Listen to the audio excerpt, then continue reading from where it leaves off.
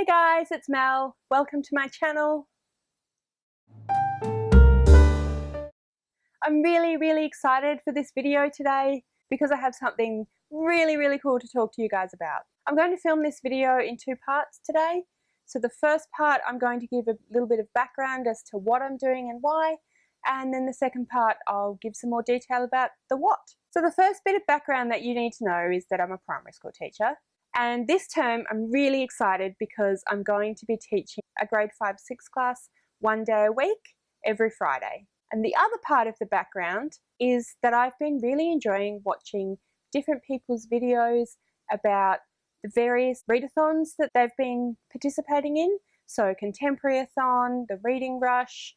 I was a little bit disappointed to discover that I've missed out on quite a few of them because I only joined YouTube recently. But I thought that actually what would be really fun would be to combine my teaching with some of the ideas from the readathons and make my own readathon. Welcome to the video in which I introduce Mel's grade 5-6 readathon challenge. Need a bit of coffee for this.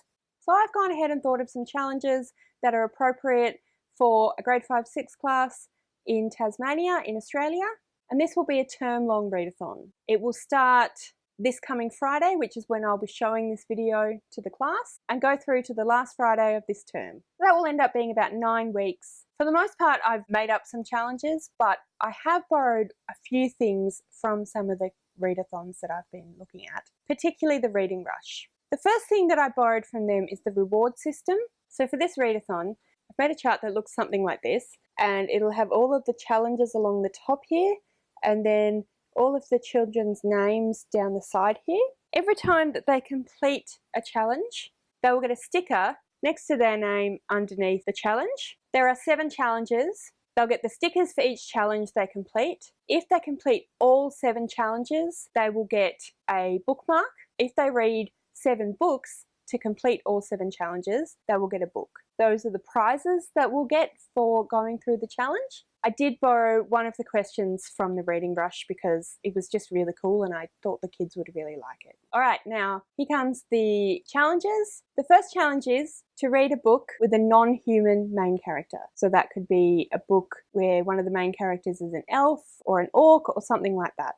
The second challenge is to read a book that has the colour blue on the front cover of the book. The third challenge is to read a book that you've been meaning to read but haven't quite got to yet. So that might be a book that you thought you'd read last year or the year before, or that you told a teacher that you would read but never quite got around to. Now's your chance. The next challenge is to read a non-fiction book. So a biography, or a book about sharks, or a book about art, or something that is your favourite subject, something like that. The next book is to read a book by an Australian Aboriginal author. The next challenge is to read a book recommended to you by a friend or a family member. So maybe your best friend has been telling you for ages about this book that they're reading that they absolutely love, that they think you would like. You could choose that one. And lastly, to read a genre or a style of book that you don't really read very often. I'll just run through those challenges again quickly. So challenge 1, a book with a non-human main character. Challenge 2, a book with blue on the front cover. Challenge 3, a book you've been meaning to read but haven't got to yet. Challenge 4, a non-fiction book. Challenge 5, a book by an Australian Aboriginal author. Challenge 6, a book recommended to you by a friend or family member. Challenge 7, a genre or style of book that you don't read very often. So those are the challenges. Like I said, you can choose one book that might go across a number of different challenges, or you can choose one book per challenge. So for example, if you choose a non-fiction book written by an Australian Aboriginal author that has blue on the cover, you'll get a sticker on the chart for each one of those challenges. If you complete all 7 challenges, you'll get a bookmark. And if you read one book per challenge by the end of the term, then you'll get a book as your prize. My co-teacher and I will both be participating in this challenge, and I'm going to do regular updates about the challenge on this channel. I won't be filming the kids at all, but I can certainly update you guys about how we're going, what people are reading, what they like about it, what they didn't like about it. Just going to have my coffee. All right, so now I'm going to show you which books I'm going to read for which challenge. So the first book for challenge number 1, book with a non-human main character, I'm going to read The Graveyard Book by Neil Gaiman. I've chosen this book because some of the main characters are ghosts. I thought that would work well for the challenge, and I really love Neil Gaiman, so I'm excited to read this one. The next book that I'll be reading is for the challenge to read a book blue on the cover, and this is Brave New World by Aldous Huxley. This could also work for the challenge to read a book that I've been meaning to read, but it has got blue on the cover, so it works for this challenge. The next challenge is to read a book that you've been meaning to read but haven't got around to yet. I will be reading this on my e-reader, so I'll pop a little picture of it just up here. And the book is Little Women by Louisa May Alcott. Another book that I've been meaning to get to for years and years and years. The next book is my non-fiction book. This is Stuff I've Been Reading by Nick Hornby.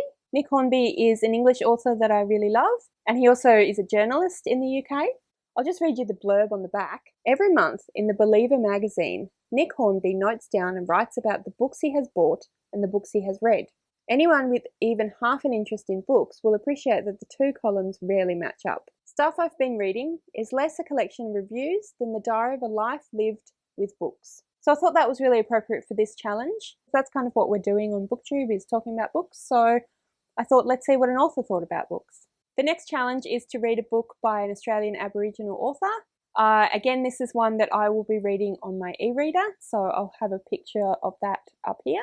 So the book is Home by Larissa Berent. I actually don't know anything about this book or about this author. I did a bit of a search for novels written by Australian Aboriginal authors, and this is one of the ones I found. I thought it looked interesting.